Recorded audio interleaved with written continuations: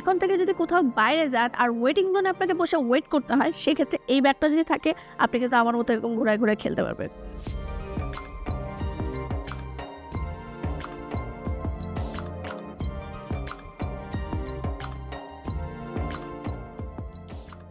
মজা করছিলাম। মেন কথায় চলে আসি, আমাদের ব্যাগ কালেকশনে কিন্তু স্কোয়ার ব্যাগ অনেক অনেক আছে, বাট আজকে যেটা নিয়ে এসেছি এটা হচ্ছে বক্স ব্যাগ।